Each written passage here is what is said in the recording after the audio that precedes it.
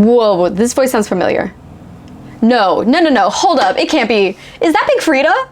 That sounds like Big Frida's voice. Hold on. I need to check this out. There's no fucking way. What's up, nerds? I'm Kandruk, your not-so-friendly neighborhood otaku, and welcome to my channel where I talk all things anime, manga, manhwa, webcomics, and cosplay. If that's the type of thing you're into, then make sure to subscribe because I'm putting one video of anime commentary out every week, or almost every week. I am a little bit behind and then I'm going on vacation, so we'll talk later. Today, though, we are going to be watching and reacting to episode 9 of Gachiakuta.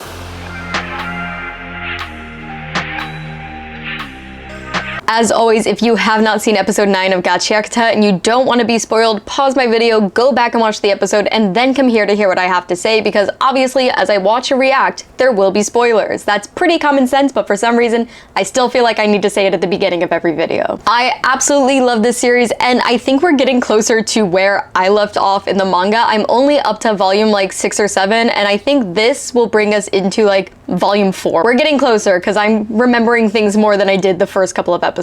So without any further ado, let's get into episode 9. Oh, his poor hands. If I remember correctly, he still feels pain in them every now and then too. It's not like he was scarred and is just living with the scars. He's still living with the pain. And it's his fucking bio dad who left those scars or markings on his hands when he was only a baby. Regato found him when he was an infant, so he has always been scarred by his bio dad. Oh, Rio with her hair down, she's so cute. I love how she's checking in on him to make sure that he's okay. God damn, ain't that the fucking truth? I really love how Rio takes on this almost like older sister role when it comes to Ruto. She pokes fun at him and teases him about things like eating sweets, but then also checks in on him in the middle of the night because she hears him making noises and that he's up and moving around. But at the same time, she's not pushing him to reveal that backstory and talk about his past traumas and why he's having these issues. Instead, she empathizes with him without ever revealing any of her own backstory too. Though we get that it's empathy and not sympathy because she's saying like, yeah, you're inheriting both the good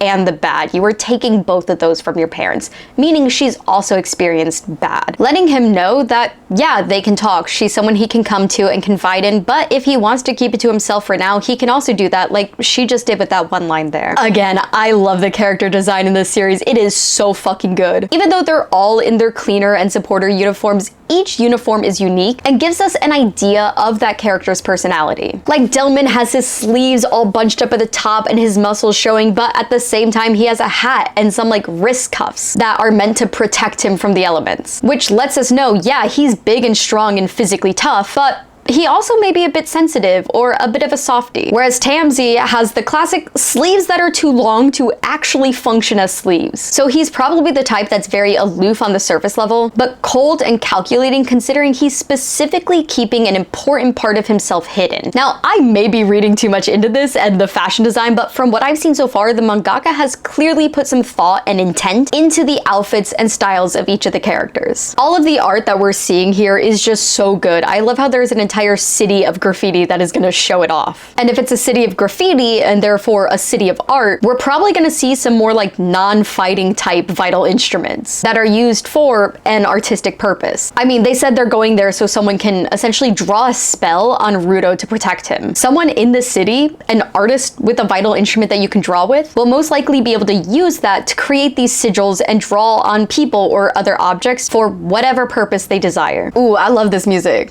We've got a strong contender for the Dun Dun Dun Jersey beat with this. It's almost like a New Orleans bounce beat. Whoa, this voice sounds familiar. No, hold up, it can't be. Is that Big Frida?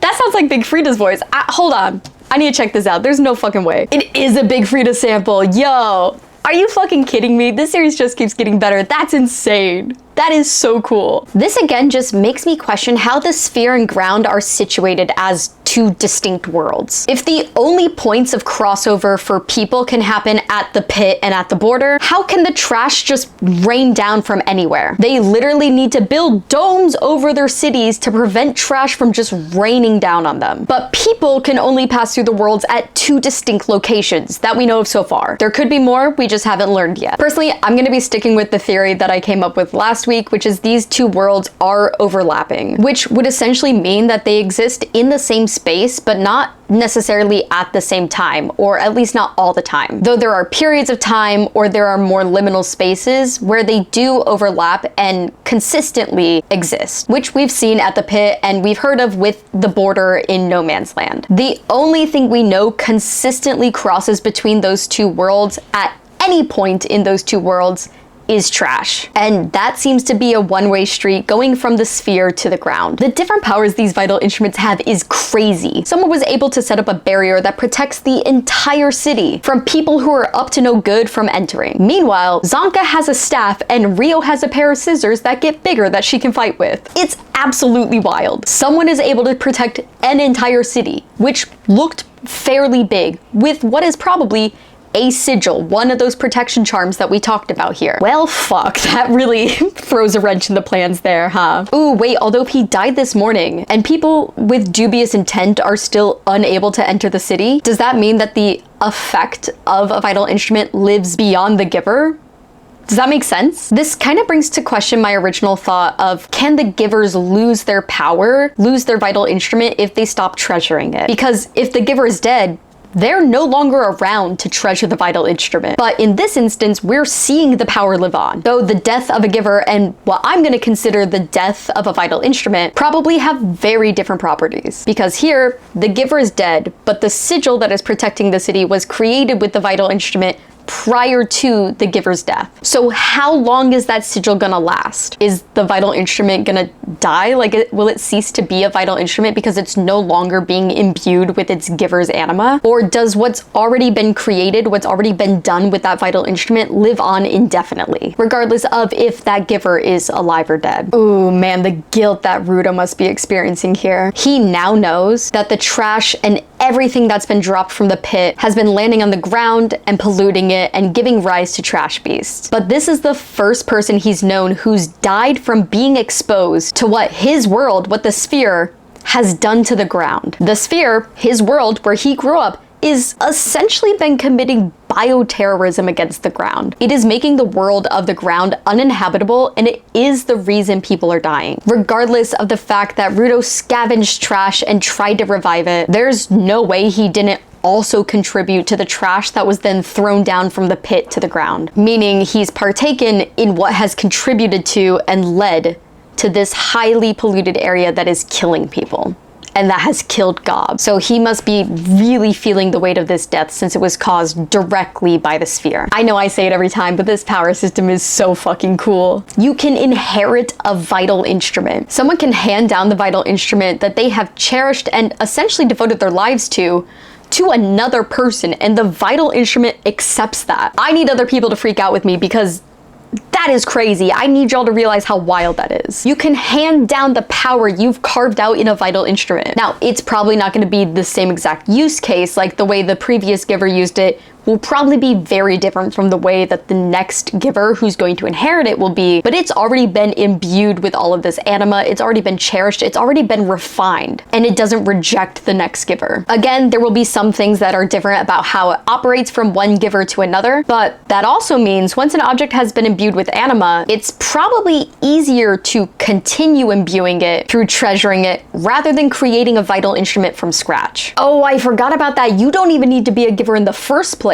If you inherit a generational vital instrument, you're basically guaranteed to awaken powers as a giver. Oh, wait, I wonder if some of the raiders have taken or corrupted vital instruments from people they've defeated before and then forced themselves to awaken as a giver. Just me personally theorizing here, but I can definitely see them doing that. Would there be like a black market of vital instruments then that would be used to kind of force people to awaken? I need to know. Ooh, if we are using our comprehension skills properly, we can tell that that's a clue. Either that, or again, I'm reading way too much into this. Ruto is looking at his gloves while thinking of inheriting a vital instrument. And if we remember, his gloves are from the Watchmen series.